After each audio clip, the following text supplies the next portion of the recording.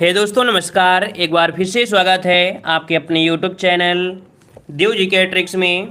तो दोस्तों हम यहाँ पर डेली की तरह रात 8:30 बजे जो कि हिंदी का फुल टेस्ट आपके यहाँ पर कराया जा रहा है और इस समय कुछ क्लासें आपकी स्पेशल दी जा रही हैं जिसमें से आपकी हिंदी साहित्य और आपकी हिंदी व्याकरण दोनों ही यहाँ पर आपको मिल जाएंगे। लगभग 25 क्वेश्चन आपकी हिंदी साहित्य के भी हैं और यहाँ पर आपकी हिंदी ग्रामर भी हैं। ठीक है, तो चलते स्टार्ट करते हैं। गुड इवनिंग, नमस्कार सभी को, जय हिंद। उम्मीद है कि आप सभी लोग अच्छे होंगे और आप सभी की तैयारी भी अच्छी से चल रही होगी। चलिए तो देखते हैं, यहाँ पर क्वेश्चन दिया गया है कि रामचंद्र शुक्ल का हिंदी साहित्य का इतिहास मूलतः किस कृति की भूमिका के रूप में लिखा गया था। पहला प्रश्न आपसे पूछा है कि रामचंद्र शुक्ल का हिंदी साहित्य का इतिहास मूलतः किस कृति की भूमिका के रूप में लिखा गया था। चलिए 51 का जवाब देना है। इसका राइट आंसर सही क्या बनेगा, तो इसका राइट आंसर आपका बी हो जाएगा, हिंदी शब्द सागर। चलिए बहुत लोगों के जवाब यहाँ पर आ भी चुके हैं, ऑप्शन बनेगा बी, हिंदी शब्द सागर इसका राइट आंसर हो जाएगा। अगला क्वेश्चन आपसे पूछा है कि the modern vernacular literature of Hindustan के लेखक कौन है। ये क्वेश्चन भी हमने आपको हिंदी साहित्य में बता रखा है, पढ़ा रखा है ऑलरेडी। तो देखो यहाँ पर 2 का ऑप्शन क्या बन जाएगा, अर्थात 52 का ऑप्शन क्या बन जाएगा, ये है आपके जॉर्ज ए गियर्सन। ठीक है, इसका राइट आंसर आपका बनेगा कौन सा, ए नंबर आपका हो जाएगा। ठीक है, जॉर्ज ए गियर्सन है और इस रचना को सच्चे अर्थों में देखा जाए तो हिंदी साहित्य का पहला इतिहास ग्रंथ भी माना गया है।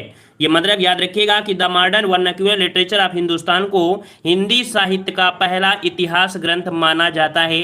पॉइंट आपको याद रखना है। ठीक है, और इन्होंने अपने इस ग्रंथ में 952 कितने 952 कवियों को शामिल किया है। तो इस प्रकार से ऑप्शन कौन हो जाएगा, ए नंबर। अगला क्वेश्चन यहाँ पर आप पूछा गया है कि निम्नलिखित में से किस लेखक ने कालों की रचना की विशेष प्रवृत्ति के अनुसार उनका नामकरण किया है। यहाँ पर जो आपका राइट आंसर बनेगा, यहाँ पर 53 नंबर में जो बनेगा वो आपका कौन सा हो जाएगा। देखो जरूरी नहीं कि हर एक क्वेश्चन आपको आ रहे हैं, आप लोग पढ़ रहे हैं, आप लोग सीढ़ी चढ़ रहे हैं और अगर सीढ़ी से फिसल भी जा रहे हैं इस समय तो कोई दिक्कत नहीं है, क्योंकि अगर जब तक फिसलेंगे नहीं तब तक आप ऊपर पहुंचेंगे नहीं। इस कारण कठिन क्वेश्चन को देखकर घबराइए नहीं, ये सोचिए कि हमको इस कठिन क्वेश्चन से निपटना है। ठीक है, तभी तो एग्जाम में आगे बढ़ सकते हैं, है ना। तो याद रखिए 53 का ऑप्शन क्या हो जाएगा, डी नंबर। ये है आपके आचार्य रामचंद्र शुक्ल। ठीक है ना, किस लेखक ने कालों की रचना की विशेष प्रवृत्ति के अनुसार नामकरण किया, तो आपके आचार्य रामचंद्र शुक्ल। नेक्स्ट क्वेश्चन आपसे दिया है कि भारतीय संस्कृत के मूल अपादानों का ऐतिहासिक विकास प्रस्तुत करने वाला प्रसिद्ध ग्रंथ संस्कृत के 4 अध्याय किसने लिखा है। चलिए बताइए, संस्कृत के 4 अध्याय किसने लिखा है। यहाँ पर आपका जवाब भी आ चुका है, देख सकते हैं कि ये प्रश्न आपको सरल लग रहा है क्योंकि आपने पढ़ा भी है और इसका राइट आंसर आपका बी हो जाएगा, रामधारी सिंह ने संस्कृत के 4 अध्याय लिखा है। बी नंबर आपका राइट हो जाएगा। नेक्स्ट क्वेश्चन दिया है, पृथ्वीराज रासो में कितने सर्ग हैं। हमने आपको बताया भी है कि जो पृथ्वीराज रासो है कई सर्गों में विभाजित है ना। यहाँ पर अगर पूछा गया है तो इसका जवाब क्या हो जाएगा, तो आपका जवाब हो जाएगा यहाँ पर डी नंबर, 69 सर्ग में। कितने, बहुत बड़ा सर्ग है, 69 सर्ग में आप क्या कह सकते हैं। तो इसका राइट आंसर क्या हो जाएगा, ऑप्शन डी हो जाएगा। वैसे देखा जाए तो आपके 68 जो आपके इसके सर्ग हैं उसमें से छंदों का प्रयोग किया गया है। ठीक है, चलिए अगला क्वेश्चन आपसे पूछा गया है, कहते हैं विद्यापति किसके दरबारी कवि थे। चलिए बताइए, विद्यापति किसके दरबारी कवि थे। यहाँ पर आपका जवाब सही क्या बनेगा, तो यहाँ पर याद रखिएगा 56 का ऑप्शन बन जाएगा बी, आपके कीर्ति सिंह। ठीक है, विद्यापति किसके दरबारी कवि थे, तो आपके ऑप्शन बी हो जाएगा, कीर्ति सिंह के दरबारी कवि थे, है ना। यहाँ पर आपका जवाब हो जाएगा कौन सा, बी नंबर आपका हो जाएगा। ठीक है, अगला क्वेश्चन दिया गया है कि विद्यापति की कौन सी रचना अभी तक संपादित होकर प्रकाशित नहीं हुई है। देख सकते हैं ये संपादित तो हो चुकी है, लिखी जा चुकी है, लेकिन अभी ये प्रकाशित नहीं हुई है। तो ये है आपकी कीर्ति पताका। कौन सी है, आपकी कीर्ति पताका है। इसका राइट आंसर आपका बी हो जाएगा। आपको याद होगा कि हिंदी साहित्य के आदिकाल के जो श्रृंगारी कवि हैं तथा मैथिल कोकिल, है ना, ये आपका जानते होंगे, इनके उपनामों से जाना भी गया है। अभिनय जयदेव, कवि शेखर, मैथिल कोकिल के नाम से विद्यापति को जाना भी जाता है। ठीक है, और ये कीर्ति पताका अभी तक संपादित नहीं हो, मतलब संपादित हो गई है लेकिन प्रकाशित नहीं हुई है। अगला क्वेश्चन दिया है, रसखान कवि का वास्तविक नाम क्या है। आपने रसखान का नाम सुना है, इसका वास्तविक नाम पूछा है कि इस कवि का वास्तविक नाम क्या है। तो याद रखिए इनका वास्तविक नाम क्या है, तो ऑप्शन आपका यहाँ पर बन जाएगा कौन सा, यहाँ पर बन जाएगा ऑप्शन आपका डी नंबर सैयद इब्राहिम। कौन? ऑप्शन डी हो जाएगा, सैयद इब्राहिम इनका है। जन्म की बात करते हैं तो इनका जन्म आपका दिल्ली में हुआ था। कब हुआ था? तो 1533 ईस्वी में आपका हुआ था। मृत्यु की बात करते हैं तो 1618 ईस्वी में इनकी मृत्यु हुई थी। इनकी रचनाएं आपकी रसखान की पूछी जाती हैं तो सुजान रसखान, प्रेम वाटिका और आपकी दान लीला और अष्टायाम इनकी प्रसिद्ध आपकी रचनाएं हैं। अगला क्वेश्चन दिया है, अद्वैतवाद के अनुसार कहा गया है, अद्वैतवाद के अनुसार कहा गया है कि जीव और ब्रह्मा एक ही हैं। इसका राइट आंसर आपका बनेगा ए। अद्वैतवाद के अनुसार जीव और ब्रह्मा क्या हैं? एक हैं। ऑप्शन क्या बन जाएगा? ए नंबर आपका सही हो जाएगा। ठीक है। और अगर पूछे कि अद्वैतवाद के जो प्रवर्तक हैं उन्हें किन्हें माना जाता है, तो अद्वैतवाद के जो संपादक हैं वो आपके शंकराचार्य हैं। शंकराचार्य ने जीव और ब्रह्मा एक ही माना है। नेक्स्ट क्वेश्चन दिया है कि कबीर का हठ योग किस साहित्य से प्रभावित है। याद रखिए, कबीर का एक आपका है हठ योग, और ये जो आपका प्रभावित है किससे है? तो आपके सिद्ध एवं नाथ साहित्य से। किससे है? तो कबीर का हठ योग किससे प्रभावित है? तो सिद्ध एवं नाथ साहित्य से आपका प्रभावित है। याद रखिए, कबीर को आप लोग जानते होंगे, एक भारतीय रहस्यवादी कवि और आपके क्या हैं? एक संत है। कभी कभी क्वेश्चन पूछा गया है कि कवि कैसे क्या है, तो आपके संत कवि हैं। ठीक है। अगला क्वेश्चन दिया है, निम्नलिखित में से कौन सी पुस्तक जयसी की नहीं है? जयसी की पुस्तक इनमें से कौन सी नहीं है? तो देखो यहाँ पर दिया है पद्मावत, जो कि आपको पता है, आखिरी कलाम भी है, अखरावट भी है, लेकिन मृगावती इनकी नहीं है। जयसी की कौन सी नहीं है? मृगावती। ये है किसकी? तो याद रखिए, मृगावती ये इनकी नहीं है। ये आप देख सकते हैं कुतुबन की है। किसकी है? तो आपकी कुतुबन की है, कुतुबन के है आपकी मृगावती। ठीक है। अगला क्वेश्चन दिया है, अहिंसावाद और प्रगतिवाद किस संप्रदाय की देन है? ये बताइए कि कौन सा ऐसा संप्रदाय है जिसमें अहिंसावाद और आपका प्रपतिवाद मिलता है देखने को। तो ये है आपका कौन सा? ऑप्शन सी हो जाएगा, वैष्णव संप्रदाय। याद रखिएगा कि आपके प्रश्न में विकल्प जो दिया गया है आपका वैष्णव संप्रदाय की देन है, जिसमें से अहिंसावाद और आपका प्रपतिवाद आपको देखने को मिलता है ना। उनके स्वरूपों का आराध्य माना जाता है भगवान वैष्णव के। अगला क्वेश्चन दिया है कि किशनगढ़ के भक्त कवि महाराज सावंत सिंह साहित्य के क्षेत्र में किस नाम से जाने जाते हैं? याद रखिएगा, किशनगढ़ के एक भक्त कवि है महाराज सावंत सिंह, और ये हिंदी साहित्य में देखा जाए आपके नाम से जाना जाता है। कौन से नाम से? तो आपके नागरी दास से। ऑप्शन क्या बनेगा? सी नंबर आपका नागरी दास के नाम से जाने जाते हैं। ठीक है। और आते हैं अगले क्वेश्चन की ओर। अच्छा, एक पॉइंट आपने सुना होगा, ये शायद पहली बार आपने सुना है, लेकिन एक नाम सुना होगा कि आपकी गोस्वामी रणछोड़ दास है ना। गोस्वामी रणछोड़ दास जी के शिष्य थे। कौन? ये आपके नागरी दास। नेक्स्ट क्वेश्चन दिया है कि भूषण को कवि भूषण की उपाधि किसने प्रदान की थी? बहुत ही अच्छे क्वेश्चन आपके हैं। अब हिंदी साहित्य के ऐसे ही क्वेश्चन अब आपके यहाँ पर पूछे भी जाते हैं। तो भूषण को कवि भूषण की उपाधि किसने प्रदान की गई है? 64 का ऑप्शन आ रहा है यहाँ पर सी नंबर। सोलंकी राजा थे रुद्रशाह। कौन थे? सोलंकी राजा थे, रुद्रशाह थे इन्होंने। याद रखिए, चित्रकूट के थे। कहाँ के थे? तो आपकी चित्रकूट के राजा थे रुद्रशाह सोलंकी। ठीक है। और यहाँ पर इनका जो जन्म हुआ था कवि भूषण का, एक कानपुर के समीप पड़ता है आपका तिरवापुर, वहां पर इनका जन्म हुआ था। अगला क्वेश्चन दिया है, गंगा लहरी किसकी रचना है? सभी को पता होगा कि गंगा लहरी जो आपकी रचना है किसकी रचना है। चलिए, जवाब आ गया है यहाँ पर आपका। देखो, गंगा लहरी है ना, साहित्य लहरी नहीं पूछा है। अगर साहित्य लहरी होता तो हम सूरदास पर जाते, लेकिन यहाँ पर गंगा लहरी है, तो आपका जवाब हो जाएगा यहाँ पर बी नंबर, पद्माकर की है। किसकी है? पद्माकर की हो जाएगी। ऑप्शन आपका बनेगा बी नंबर। अगला क्वेश्चन दिया है कि किस रचना को छंदों का अजायब घर कहा जाता है? बेहतरीन क्वेश्चन है, लल्लन टॉप क्वेश्चन है आपका है। छंदों का अजायब घर कहा जाता है आपकी किस रचना को?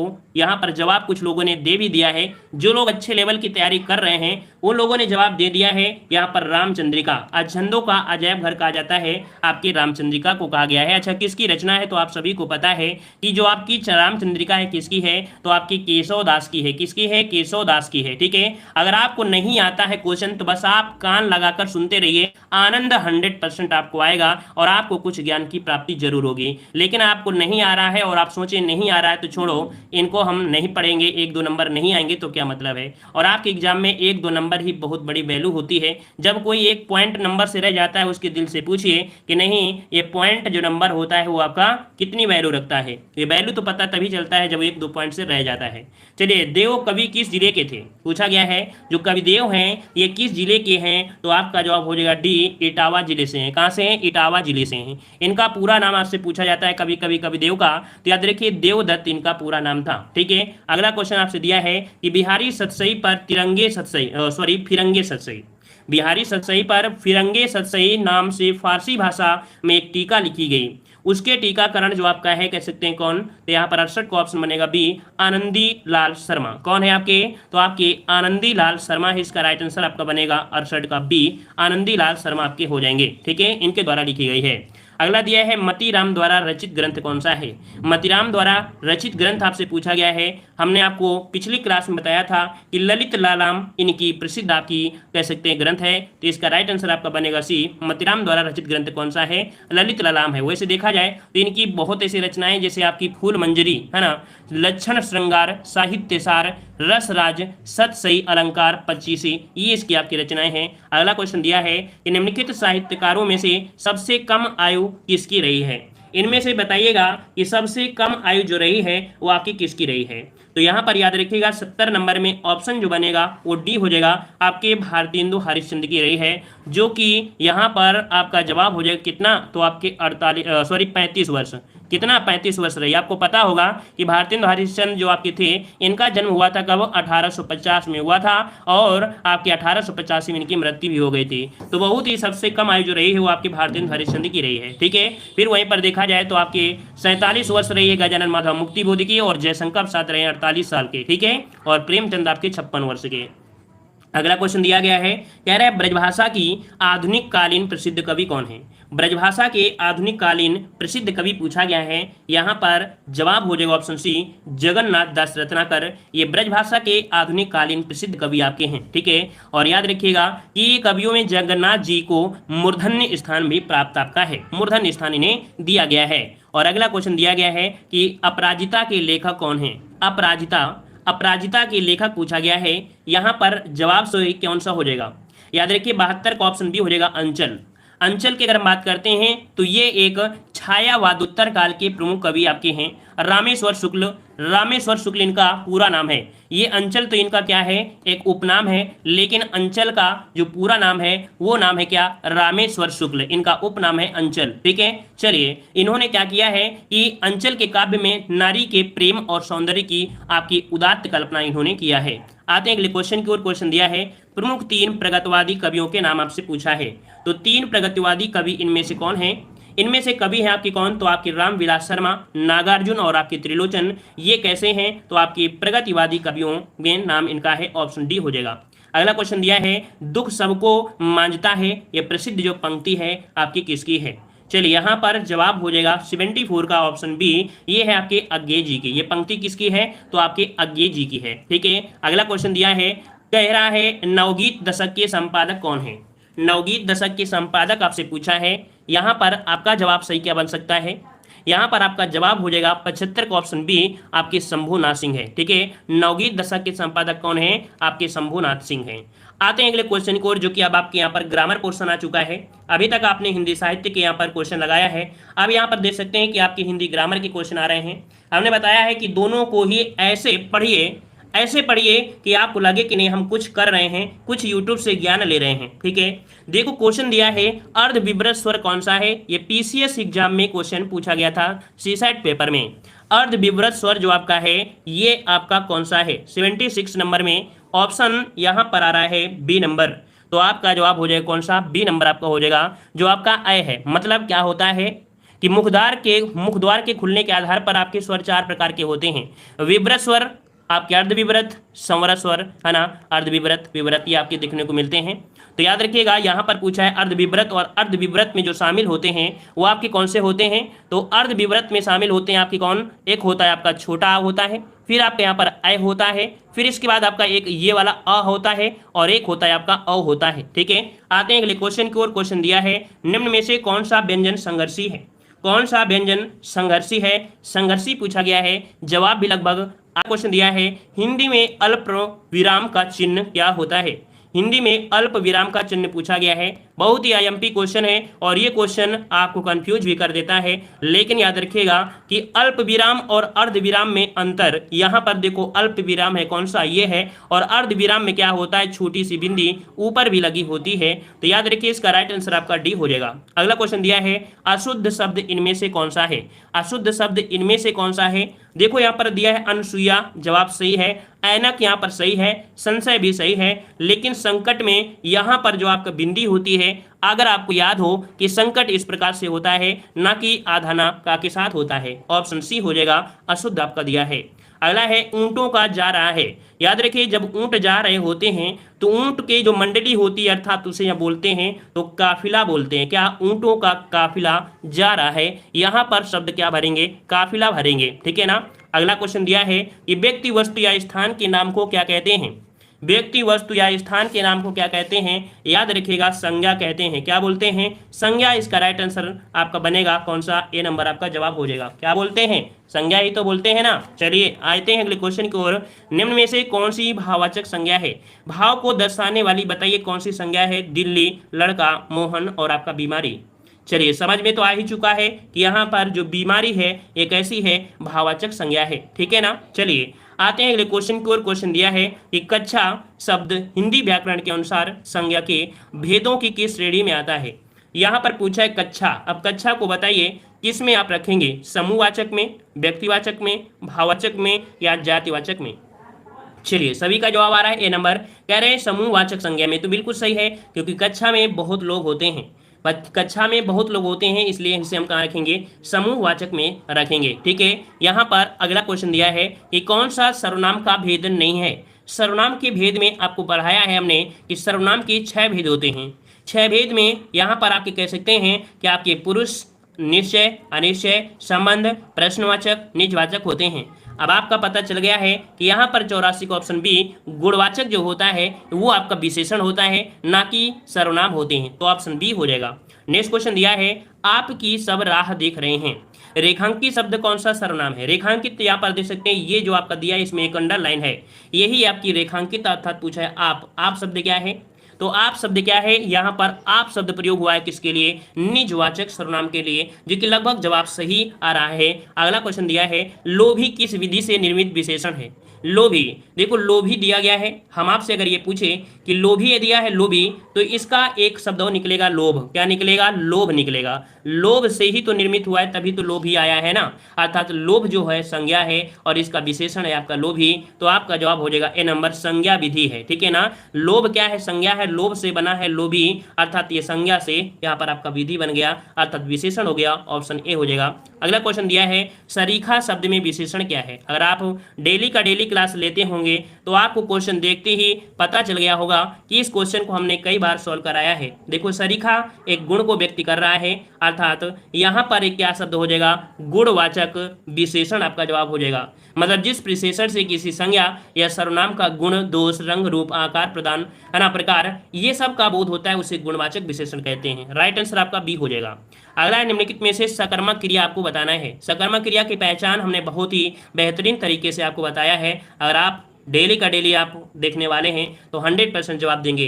देखो हमने बताया था लिखना, कुछ तो लिख रहा होगा ना, तो ऑप्शन डी हो जाएगा, लिखना ये सकर्मक क्रिया है। प्रेरणात्मक क्रिया पूछा गया है गिरना, बोलना, सुनाना और आपका कहना। देखो यहाँ पर ये प्रेशर आपको समझ में आ रहा है, सुनाना, एक कोई व्यक्ति दूसरे से कह रहा है, इसका मतलब यहाँ पर प्रेरणा दी जा रही है, अर्थात यहाँ पर ऑप्शन क्या हो जाएगा, सी हो जाएगा। अगला क्वेश्चन आपसे दिया गया है कि वह काम नहीं करता वाक्य में अव्यय पद कौन सा है। वह काम नहीं करता है। अगर हम आपसे पूछे, अब अगर हम आपसे ये पूछे कि वह काम करता है ना, वह काम करता है, तो भी सही है, लेकिन नहीं शब्द आपको लगा दिया है, यही क्या है, यही है इसका अव्यय, जो कि क्वेश्चन को रूप बदल दिया है, लेकिन अगर इसका यूज ना करते तब भी आपका जवाब सही होता। इस कारण से ऑप्शन सी नहीं शब्द आपका अव्यय हो जाएगा। अगला क्वेश्चन दिया है निम्नलिखित वाक्य में रेखांकित किए हुए भाग में कौन सा पदबंध है। यहाँ पर देखो मेरे गांव के चारों ओर जंगल ही जंगल है। यहाँ पर देखो इतने में आपसे पूछा गया है, इतने में, है ना। और आपको हमने पहचान भी बताया है कि यहाँ पर चारों ओर भी दिया गया है, चारों ओर आपकी क्रिया विशेषण आपका हो जाएगा। क्या हो जाएगा? क्रिया विशेषण आपका हो जाएगा।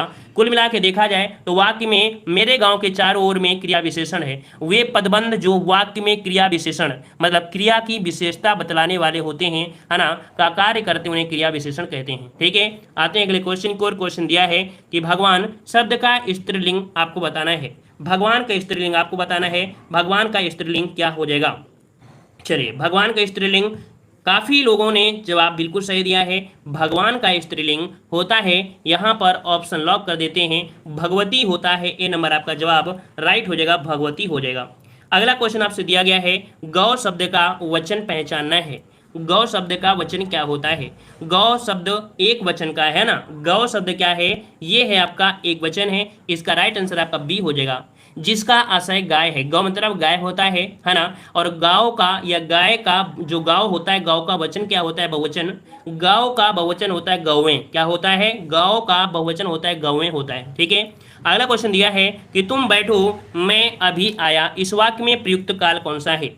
तुम बैठो मैं अभी आया, इसमें पूछा है प्रयुक्त काल कौन सा है? काल कौन सा है? तो देखो यहाँ पर अभी की बात हो रही है, मतलब आपका जवाब हो जाएगा बी, वर्तमान काल इसका राइट आंसर हो जाएगा। ठीक है, नेक्स्ट क्वेश्चन दिया है कि राजा सेवक को कम्बल देता है, वाक्य में रेखांकित पद आपको बताना है। हमने आपको बताया है कि जब भी कभी भी देने की बात होती है, जब भी कभी किसी को देने की बात होती है, वहां पर हमेशा भाव प्रदान होता है संप्रदाय का, संप्रदान का। तो आपका जवाब ए नंबर राइट हो जाएगा। नेक्स्ट क्वेश्चन दिया है, शिक्षक ने पाठ पढ़ाया, किस कारक का प्रयोग है? शिक्षक ने पाठ पढ़ाया, देखो किसने पढ़ाया? शिक्षक ने पढ़ाया, है ना। मतलब जो शिक्षक है इसमें क्या कार्य कर रहा है? एक कर्ता का कार्य कर रहा है। किसका कर रहा है? कर्ता ने, है ना। किसने? ने। किसने? शिक्षक ने। तो आपका जवाब बी राइट हो जाएगा। क्लियर है ना? सभी कुछ समझ में आ रहा है? समझ में आ रहा है तो एक बार थम्स अप करिए, और पसंद आ रहा है तो वीडियो को लाइक भी करते चलिए। ठीक है, अगला क्वेश्चन है, दीर्घ का तत्सम रूप बताना है। चलिए, बहुत ज्यादा हमने पढ़ाया है तत्सम। दीर्घ का तत्सम होता है दृष्टि। क्या होती है? दृष्टि होती है, जो कि राइट आंसर आपका डी हो जाएगा, दृष्टि। नेक्स्ट क्वेश्चन दिया है, दर्शन का तद्भव शब्द क्या होता है?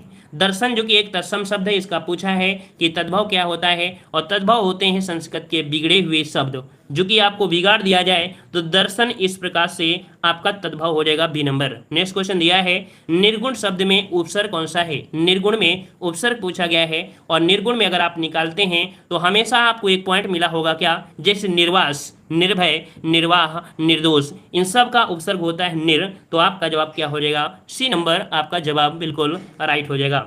चलिए आते हैं अगले क्वेश्चन को। और क्वेश्चन दिया है, गौरव शब्द किस तद्धित प्रत्यय के योग से बना है? देखो गौरव शब्द किस तद्धित प्रत्यय से बना है? देखो तद्धित प्रत्यय का नाम आया है तो याद रखिएगा कि तद्धित प्रत्यय वे प्रत्यय होते हैं जो क्रिया से भिन्न अर्थात विशेषण संज्ञा के अंत में लगाए जाते हैं। किसमें? विशेषण संज्ञा के अंत में लगाए जाते हैं, उन्हें तद्धित प्रत्यय कहते हैं। तो आपका जवाब क्या हो जाएगा? ए नंबर, यहाँ पर आपका आ हो जाएगा। ठीक है ना। चलिए आते हैं अगले क्वेश्चन की ओर। क्वेश्चन दिया है कि अनुरक्ति का विलोम शब्द क्या होता है?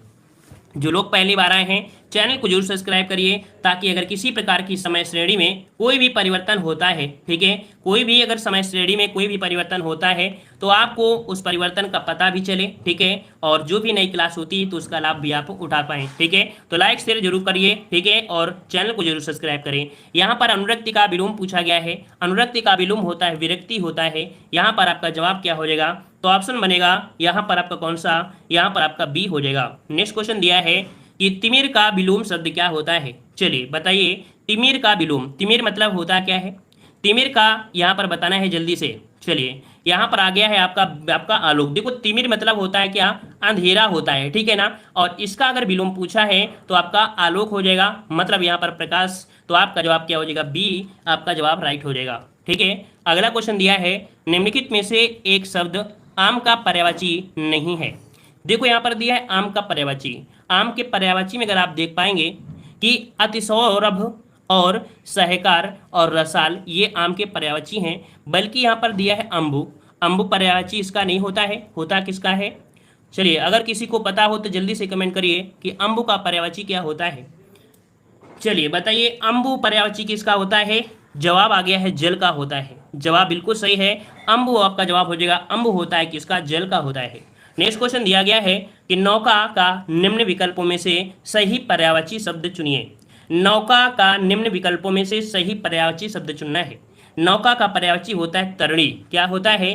तरणी होता है। इसका राइट आंसर आपका जवाब ए नंबर राइट हो जाएगा। तरणी इस प्रकार से सही किया जाएगा। क्लियर है इतना पॉइंट? चलिए याद रखिए इसके और भी पर्यायवाची होते हैं जैसे नाव, नैया, किश्ती, बेड़ा, डोंगी, तरी, ये सभी होते हैं। ठीक है, अगला क्वेश्चन दिया है कि कर का अर्थ टैक्स होता है, तो कर का एक अन्य अर्थ और क्या हो सकता है? देखो एक कर है इसका अर्थ है टैक्स और एक कर है इसका अर्थ क्या बनेगा? इसका अर्थ बनेगा सूंड। क्या बनेगा? सूंड। इसका राइट आंसर क्या हो जाएगा? यहाँ पर ऑप्शन डी हो जाएगा। कर के बहुत अर्थ होते हैं जैसे हाथ हो गया, किरण हो गया, ओला हो गया, सूंड हो गया। इस प्रकार से ऑप्शन डी। नेक्स्ट क्वेश्चन, निम्न में से कौन सा शब्द अन्य शब्दों से अलग है? चारों ऑप्शन में देखिए, जब चारों ऑप्शन में आप देखेंगे तो यहाँ पर एक शब्द आपको बिल्कुल अलग दिखेगा। बिल्कुल अलग कौन सा दिख रहा है? देख लेते हैं कौन सा अलग है। वारी दिया है, वारी, फिर दिया है तोए, फिर दिया है सलील। ये तो आपके एक है जिससे आपके हैं, क्योंकि वात जो होता है किसका होता है? ये होता है हवा का पर्यायवाची। किसका होता है? हवा का पर्यायवाची होता है। जबकि शेष तीनों जो आपके दिए हैं ये तीनों ही किसके हैं? आपके जल के पर्यायवाची हैं। तो अलग कौन सा हो गया? अलग हो गया आपका कौन सा? तो यहाँ पर आपका सी अलग हो गया। ठीक है, क्लियर हो गया। ये आपका होता है हवा का। नेक्स्ट क्वेश्चन दिया है अनिल अनल शब्द युग्म का सही अर्थ। देखो हमने बहुत प्रैक्टिस सेट में आपको बताया है कि अनिल मतलब क्या होता है? हवा होता है, और अनल मतलब होता है अग्नि, या कह सकते हैं आग होता है। तो यहाँ पर याद रखिए इसका जवाब क्या बन जाएगा? बी नंबर आपका राइट हो जाएगा। क्लियर हो गया है। अगला क्वेश्चन दिया है अली और अली का सही अर्थ देने वाला शब्द युग्म। बहुत बार हमने पढ़ाया है। चलिए देख लेते हैं कि आप सभी का जवाब क्या सही हो सकता है। कितनी आप लोग तैयारी रखते हैं, कितनी आप लोगों की याददाश्त मजबूत है। देखो अली, अली मतलब होता है भौरा। क्या होता है? भौरा। और अली मतलब होता है सखी। मतलब आपका जवाब बिल्कुल है, सही है। आपने जो सोचा है, आपकी जो मेमोरी है वो बिल्कुल आपकी सही है। आपने जवाब बिल्कुल सही है, भौरा और सखी इसका जवाब राइट हो जाएगा। आते हैं अगले क्वेश्चन को। जिसे जीता नहीं जा सके या जिसे नहीं जीता जा सके वाक्यांश के लिए एक शब्द बताइएगा। यहाँ पर आपका जवाब क्या हो जाएगा? बी बन जाएगा। अजय होता है ना। जिसे नहीं जीता जा सके उसे क्या कहते हैं? तो आपका अजय कहते हैं। अच्छा यहाँ पर आपका दिया है अज्ञेय, है ना। तो याद रखिए अज्ञेय मतलब होता क्या है? अज्ञेय मतलब होता है जो जाना ना जा सके। जो जाना ना जा सके उसे अज्ञेय कहते हैं। और वीर किसे कहते हैं? तो वीर तो आप लोग जानते हैं। अजात शत्रु के बारे में क्वेश्चन बनता है। जिसका कोई शत्रु पैदा ना हुआ हो उसे अजात शत्रु कहते हैं। इसका राइट आंसर आपका बी हो जाएगा। नेक्स्ट क्वेश्चन दिया है जिसे बुलाया ना गया हो वाक्य के लिए प्रयुक्त होने वाला शब्द कौन सा है? जिसे बुलाया ना गया हो। और याद रखिए जिसे बुलाया ना गया हो उसे क्या कहते हैं? अतिथि बोलते हैं या अनाहूत बोलते हैं। चलिए जवाब इनमें से क्या हो जाएगा? यहाँ रखिए ऑप्शन आपका सी हो जाएगा। अनाहूत बोलते हैं। जिसे बुलाया ना गया हो उसके लिए बोलते हैं अनाहूत बोलते हैं। कुछ लोग जवाब यहाँ पर दे रहे हैं अतिथि। तो याद रखिए अतिथि मतलब होता है जिसके आने की कोई तिथि ज्ञात ना हो। जिसके आने की कोई तिथि ज्ञात ना हो उसे अतिथि कहते हैं। याद रखिए, अब आपको समझ में आ गया होगा। आते हैं अगले क्वेश्चन की ओर। क्वेश्चन दिया है धातुष्मा में संधि कौन सी है? जैसे ही आपके पास संधि मिले तो आप इसे तोड़ दीजिए। तोड़ेंगे तो क्या बनेगा? यहाँ पर एक शब्द निकलेगा धातु और साथ में निकलेगा ऊष्मा। क्या निकलेगा? ऊष्मा निकलेगा। तो आपने यहाँ पर देखा कि धातु धन ऊष्मा अर्थात धातु ऊष्मा है। तो यहाँ पर ऑप्शन क्या हो रहा है? दीर्घ संधि हो रही है। ऑप्शन यहाँ पर आपका सी जवाब हो जाएगा। जैसे लघुर में, सिंधुर में, वधुत्सव, साधु ऊर्जा। ठीक है, चलिए आते हैं अगले क्वेश्चन की ओर। पवन शब्द में कौन सी संधि है?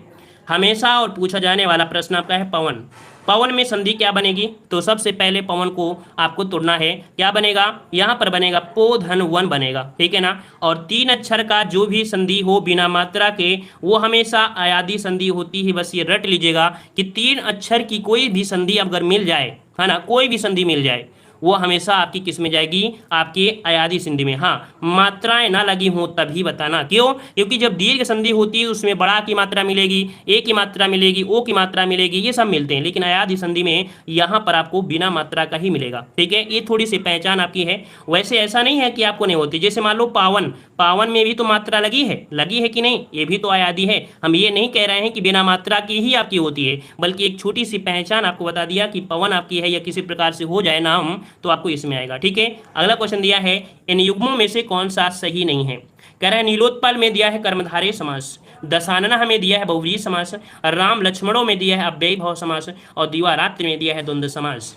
आपने बिल्कुल सही चुना है। देखो यहाँ पर राम और लक्ष्मण यहाँ पर होना चाहिए द्वंद्व समास, बल्कि दिया है अव्ययभाव समास, तो ऑप्शन सी नंबर यहाँ पर आपका गलत हो गया। अगला क्वेश्चन दिया है धनंजय में समास कौन सा है। धनंजय में समास पूछा है और धनंजय किसे कहा जाता है।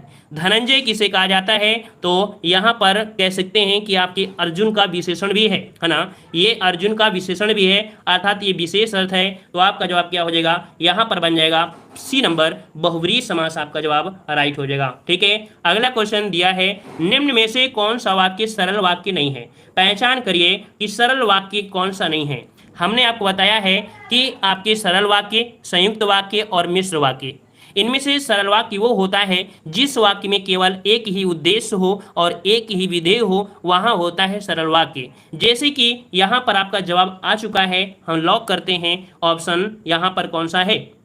चलिए, यहाँ पर दिया सरल वाक्य नहीं है, माफ करिए, यहाँ पर देखो नहीं शब्द दिया है, क्योंकि लड़का दौड़ता है ये भी है, बंदर पेड़ पर चढ़ रहे थे ये भी है, मैंने लड़के को बुलाया, इन तीनों में क्या है, सरल वाक्य है। देखो यहाँ पर नहीं शब्द का ध्यान ना देने की वजह से यहाँ पर प्रश्न गलत होने जा रहा था। अब नहीं शब्द दिया है तो इसका मतलब है कि दो ऑप्शन आपके दिख रहे थे जो सरल थे, इसका मतलब है कि नहीं शब्द आपको पूछा गया है। तो ऑप्शन डी, इस मेले का उद्देश्य है कि व्यापार में वृद्धि हो, है ना, अर्थात डी नंबर यहाँ पर जवाब हो जाएगा। क्लियर हो गया ना, क्लियर हो गया। चलिए, ये मिश्र वाक्य है, क्योंकि हमने बताया था कि किस शब्द मिलता है किसमें, मिश्र वाक्य पर हो जाएगा।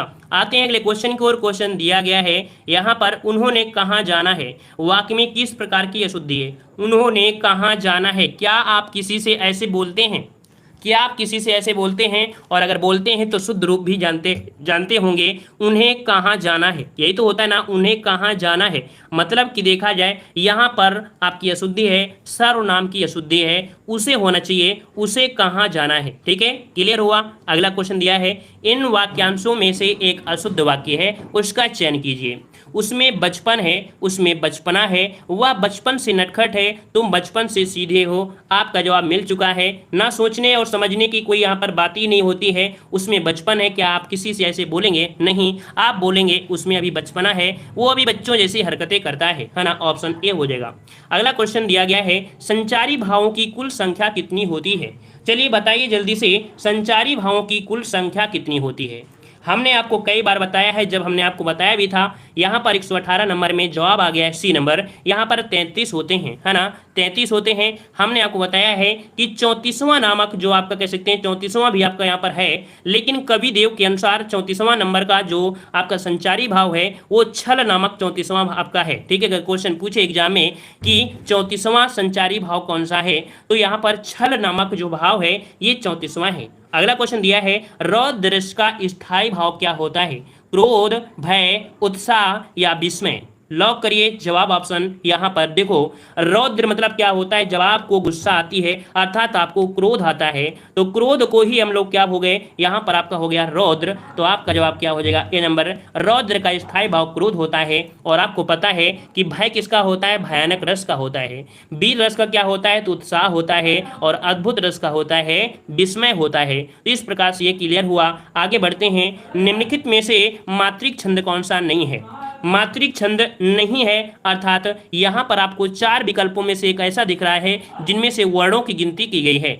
यहाँ पर देखिए मंद क्रांता, जो कि हमने पिछले लेक्चर में आपको बताया था, मंद क्रांता ये मात्रिक छंद नहीं है, ये है वर्णिक छंद, क्योंकि ये बनता है आपके 17 वर्णों से मिलकर बनने वाला वर्णिक छंद है। जबकि हमने आपको हरगीतका में बताया है कि 28 मात्राएं होती हैं हरगीतका में, और रोला में होती हैं 24 मात्राएं, और दोहा तो आप लोग जानते हैं कि आपकी 24 मात्राएं होती हैं। कैसे, 13 और 11 का पेयर बनता है तो आपकी मात्रिक बनते हैं। तो इस प्रकार से ऑप्शन ए हो जाएगा। अगला है कुंडलियां छंद में कितने चरण होते हैं। कुंडलियां छंद में कितने चरण होते हैं, यहाँ पर बताइए कुंडलियां। और कुंडलियां का जैसे ही आपको नाम याद आए तो याद रखिएगा, कुंडलियां में होते हैं 6। कितने होते हैं, 6 होते हैं, 6 चरण होते हैं। और ये कैसा है, एक विषम मात्रिक संयुक्त छंद है। ठीक है ना, और इसका पहला और अंतिम जो आपके चरण के शब्द होते हैं वो एक जैसे ही होते हैं। अगला क्वेश्चन आपसे दिया है निम्नलिखित में से कौन सा शब्दालंकार है। शब्दालंकार पूछा है। देखो शब्दालंकार से भी क्वेश्चन इस समय बन रहे हैं। कि यहाँ पर जो आपका जवाब है कौन सा 22 का ऑप्शन डी यमक अलंकार, ये शब्द अलंकार नहीं है बल्कि ये है अर्थ अलंकार है। ठीक है, तो इसका जवाब कौन सा हो जाएगा, यहाँ पर आपका जवाब हो जाएगा डी नंबर 22 का ऑप्शन क्या बनेगा, डी नंबर आपका राइट हो जाएगा। क्लियर है। चलिए आते हैं अगले क्वेश्चन की ओर। क्वेश्चन दिया है, आती है शून्य क्षितिज से क्यों लौट प्रतिध्वनि मेरी, टकराती बिल खाती सी पागल सी देती फेरी। इसमें पूछा है अलंकार, बहुत ईजी है, समझने का प्रयास करिए। यहाँ पर सी दिया है, यहाँ पर सी दिया है, अर्थात आपका जवाब सी हो जाएगा। यहाँ पर उपमा अलंकार, हमने आपको बताया है कि उपमा अलंकार की पहचान बहुत ही आसान होती है। इसमें सम सा सरिस ऐसे शब्द आपको जरूर मिलते हैं। नेक्स्ट क्वेश्चन दिया है, कूप मंडूक होना का अर्थ क्या हो जाएगा। कूप मंडूक होना मतलब क्या होता है, कूप मतलब होता है कुआं, मंडूक मतलब होता है मेढक, अर्थात कुएं का मेढक है ना। और कुएं का जो मेढक होता है उसको दुनिया बहुत नहीं पता होती है, मतलब उसको सीमित ज्ञान होता है, सीमित अनुभव होता है। तो ऑप्शन क्या हो जाएगा, डी नंबर आपका राइट हो जाएगा। अगला क्वेश्चन दिया है कि अत्याचार का फल अच्छा नहीं है। अत्याचार का फल अच्छा नहीं है, यह वाक्य किस लोकोक्ति को अर्थ प्रकट करता है। देखो यहाँ पर अत्याचार दिया है, इसका मतलब है कि यहाँ पर देखिए तलवार का खेत हरा नहीं होता है, तलवार का खेत हरा नहीं होती है। लोकोक्ति देखा जाए तो यहाँ पर ऑप्शन क्या हो जाएगा, बी नंबर आपका हो जाएगा। अगला क्वेश्चन दिया है, अमीर खुसरो का वास्तविक नाम क्या था। सभी से उम्मीद है कि इस प्रश्न का जवाब आप लोग गलत नहीं करेंगे और इस प्रश्न का जवाब सभी लोग सही देंगे।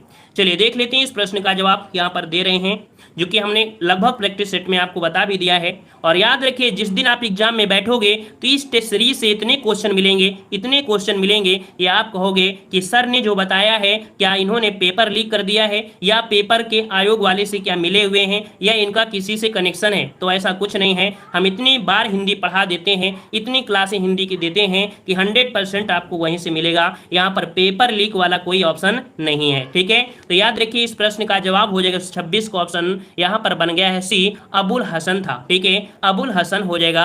और अगला क्वेश्चन दिया है, निम्नलिखित में से कौन अष्टछाप का कवि है। अष्टछाप के कवि में हमने आपको बताया है कि अष्टछाप के कवियों में सूरदास, कुंभनदास, कृष्णदास, परमानंद दास, गोविंद स्वामी, नंददास, छीत स्वामी और चतुर्भुज शामिल थे।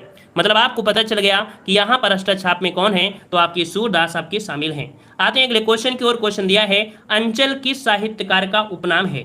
आज ही हमने यहाँ पर बताया है अंचल को आज ही हमने बताया है कि अंचल जो नाम था इसका नाम था। यहाँ पर जल्दी से जवाब दीजिएगा, तो याद रखिए ऑप्शन डी हो जाएगा, रामेश्वर शुक्ल का उपनाम है अंचल। जबकि आपको पता है हरिवंश राय बच्चन, इनका बच्चन आपका है, बालकृष्ण शर्मा जो आपके इनको नवीन उनका उपनाम है और बद्रीनाथ भट्ट का नाम है, क्या उपनाम है, तो सुदर्शन इसका उपनाम है। ठीक है, आते हैं अगले क्वेश्चन की ओर। उर्वशी किसकी रचना है। उर्वशी किसकी रचना है, रामवृक्ष बेनीपुरी, रामधारी सिंह दिनकर, सिया राम शरण या आगे।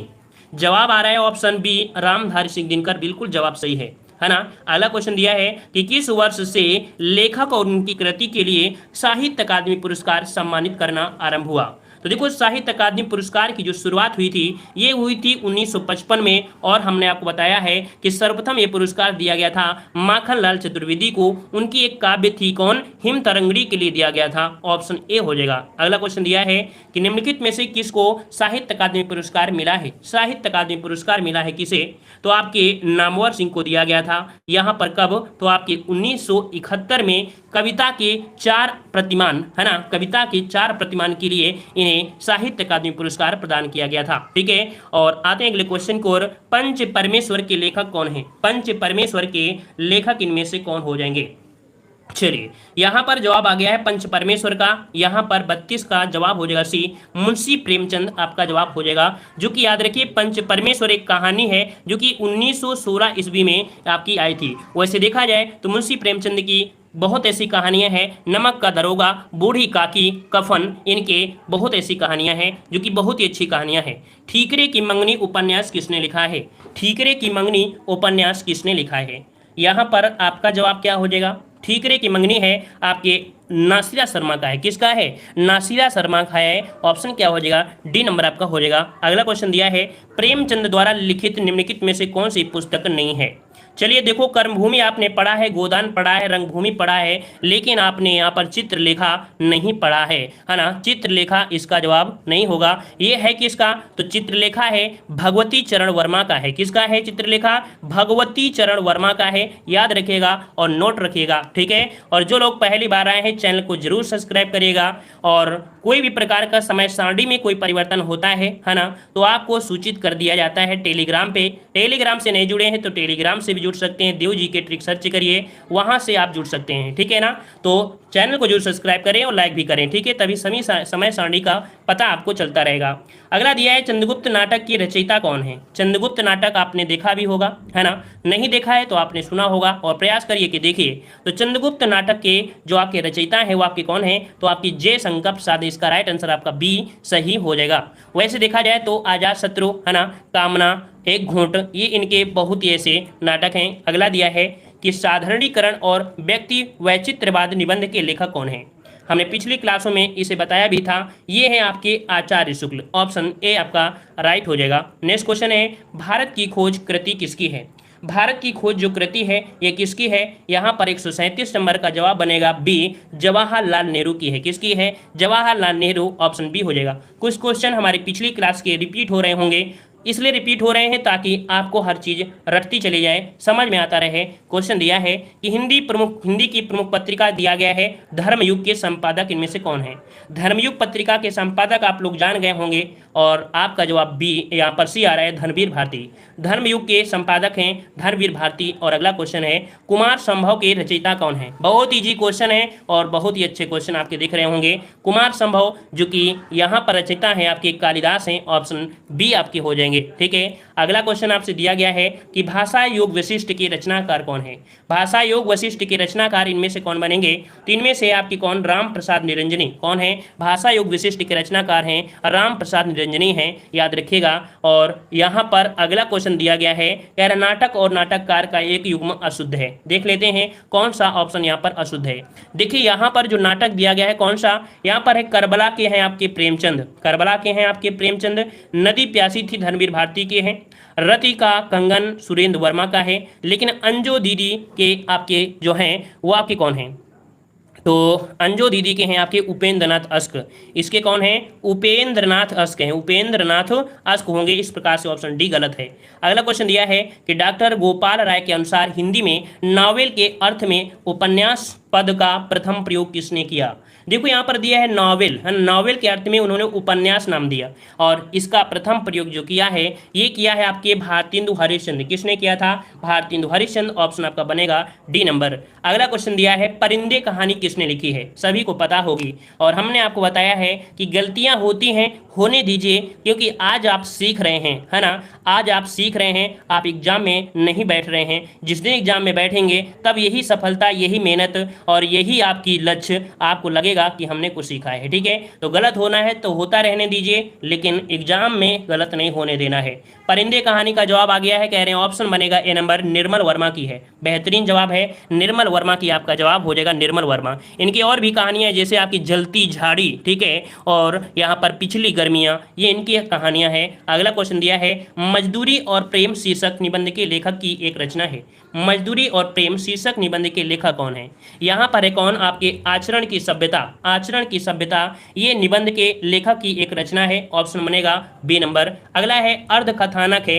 अर्ध कथानक किसका है? तो अर्ध कथानक जो है एक प्रकार की है क्या? ये है आपकी आत्मकथा है। क्या है? ये है आपकी आत्मकथा। 145 का ऑप्शन बनेगा बी नंबर। और ये है आपकी किसके द्वारा रचित है? तो आपके बनारसी दास जैन द्वारा लिखित हिंदी की पहली आत्मकथा है। याद रखिए, क्वेश्चन बहुत ही अच्छा है, प्यारा है कि हिंदी की पहली आत्मकथा कौन है? तो याद रखिएगा कि बनारसी दास जैन के द्वारा लिखी अर्ध कथानक ये हिंदी की पहली आत्मकथा आपकी है, ठीक है। कुछ लोग कहते हैं कि भारतेंदु हरिश्चंद्र की आत्मकथा कुछ आप बीती कुछ जग बीती, ये है। यहाँ पर ऑप्शन क्या हो जाएगा? बी हो जाएगा। तो इस प्रकार से आज यहाँ पर 5 क्वेश्चन जो आपके हैं वो है आपके गद्यांश के हैं। और गद्यांश जो कि 5 नंबर हम आपको आज दे रहे हैं। आप अपने यहाँ पर अकाउंट में ऐड करिएगा। और एक आपकी जो क्वेश्चन है, आपके 100 क्वेश्चन है ना, मतलब 95 क्वेश्चन में आपका स्कोर कितना रहा है, तो ये भी नोट करिएगा। वैसे देखा जाए तो हिंदी साहित्य के लगभग यहाँ पर आपके 25 से 30 क्वेश्चन आपके हो जाते हैं। लेकिन अगर 25 से 30 क्वेश्चन में अगर आपको 15 क्वेश्चन भी आ गए तो ये समझिए कि हिंदी साहित्य में आपकी पकड़ मजबूत हो रही है, आपकी पकड़ मजबूत हो रही है। और याद रखिएगा, मजा आएगा, मजा आएगा, बस आपको थोड़ा सा समय जरूर देना पड़ेगा। ठीक है, लाइक